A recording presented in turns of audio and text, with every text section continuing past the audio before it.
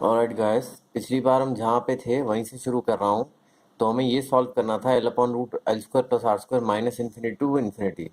तो यहाँ पे आ जाएगा limit L reaches infinity L divide by root L square plus R square. इसका तो मैंने आपको बताया था 1/1 प्लस आर बाय एल का स्क्वायर। ठीक है, अब यहाँ आएगा लिमिट एल रीचेज इन्फिनिटी, तो ये हो जाएगा 1। तो ये तो एल जब इन्फिनाइट पे था, अब माइनस इन्फिनाइट पे करेंगे तो limit L reaches minus infinity L divide by root under L square plus R square. ठीक है, अब क्योंकि एल माइनस इन्फिनिटी रीच कर रहा है, हम क्या लिखते हैं यहाँ, limit minus L reaches infinity.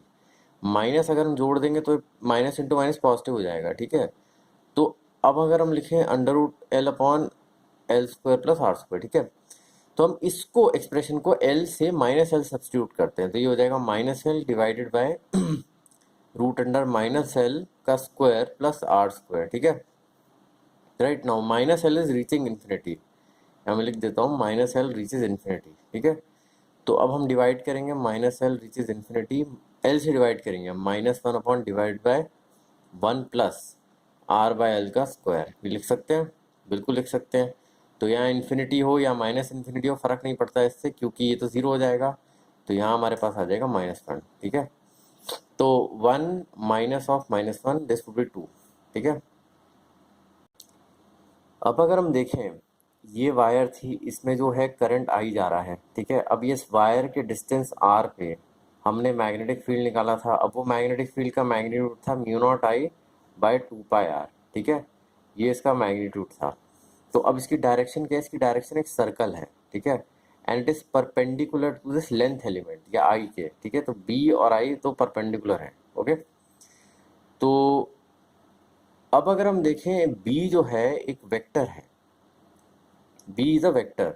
तो वेक्टर की क्या डेफिनेशन हो सकती है, मतलब अगर हम इसको मैग्नेटिक फील्ड ना समझ के एक वेक्टर समझें, तो हम इसका डॉट प्रोडक्ट, इसका क्रॉस प्रोडक्ट ले सकते हैं, बिल्कुल ले सकते हैं। तो क्या करते हैं हम, अब एक और वेक्टर हमें ढूंढना है यहाँ पे, वो कैसे ढूंढेंगे हम, ये एक सर्कल बनाया है इसने, तो इसका जो है एरिया वेक्टर लेंगे इसी सर्कल का।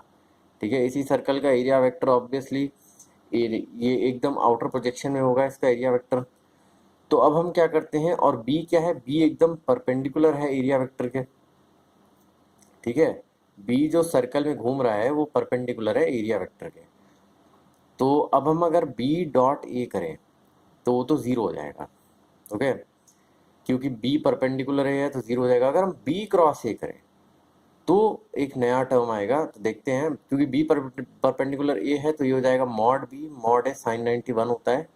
तो मॉड बी क्या था, mu naught I by 2 pi R into pi R square. ठीक है, तो ये एक आर कैंसिल हो गया, पाई पाई कैंसिल हो गया, तो mu naught I R by 2। ये भी एक बहुत इंपॉर्टेंट एक्सप्रेशन है, हम आगे पढ़ेंगे। बी क्रॉस एक वेक्टर होता है, पोटेंशियल वेक्टर कहते हैं इसको। ठीक है, तो ये भी बहुत इंपॉर्टेंट एक्सप्रेशन है, वी विल स्टडी दिस। तो ये तो क्रॉस प्रोडक्ट हुआ। अगर हम देखें, अब बी का एक डॉट प्रोडक्ट भी होगा।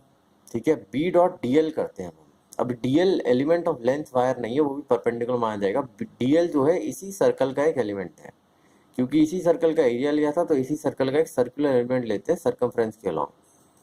तो वो तो बी के साथ है, जिसमें दोनों की सेम डायरेक्शन है, तो ये हो जाएगा mod B mod D L. Right, तो अब ऐसा है कि ये तो बहुत छोटा सर्कमफ्रेंस हमें पूरा लेना है, तो हम इसको इंटीग्रेट करेंगे।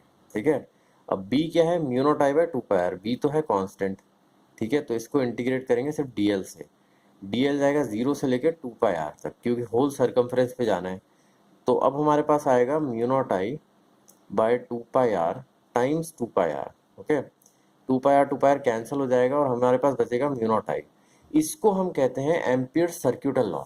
Okay, B dot D L, B dot D L equal to mu naught I, this is called ampere circuital law. Alright, तो ये भी एक बहुत इंपॉर्टेंट एक्सप्रेशन है जो कि काम आता है आगे।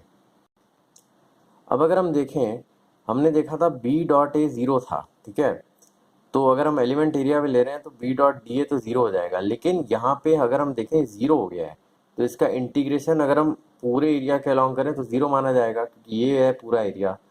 अगर इसको कॉन्ट्रास्ट करें हम इलेक्ट्रिक फील्ड से, ई डॉट डी एस, उसका एरिया अगर हम लेते थे टोटल, तो वो आता था क्यू। ठीक है, दिस वॉज कॉन्स्टेंट। ठीक है, लेकिन यहाँ ज़ीरो आया है, इसका क्या मतलब है, इसका मतलब है मैग्नेटिक फील्ड जो है वो क्लोज लूप बना बैठती है, जैसे यहाँ बना लिया है, ठीक है। मतलब magnetic field line of force is a close loop. तो अगर आप इलेक्ट्रिक फील्ड को देखें, E dot D S charge है, इसका मतलब है ये जितना भी इंटीग्रेशन करता है, जो भी सरफेस एरिया से निकलता है वो इसकी वजह से निकलता है, चार्ज की वजह से। तो अगर हम देखते हैं यहाँ पे, ये एक चार्ज क्यू है पॉजिटिव, ठीक है। जो भी इलेक्ट्रिक फील्ड निकलेगी इसकी वजह से निकलेगी, जैसे यहाँ निकल रही है, ओके। और ये कोई क्लोज लूप नहीं बना रही है इलेक्ट्रिक फील्ड, ठीक है। लेकिन अब क्योंकि ये क्लोज लूप इससे नहीं बना रही, क्योंकि इसका इंटीग्रल जीरो नहीं है, क्यू है। तो जो भी इसका इंटीग्रल है बिकॉज ऑफ चार्ज।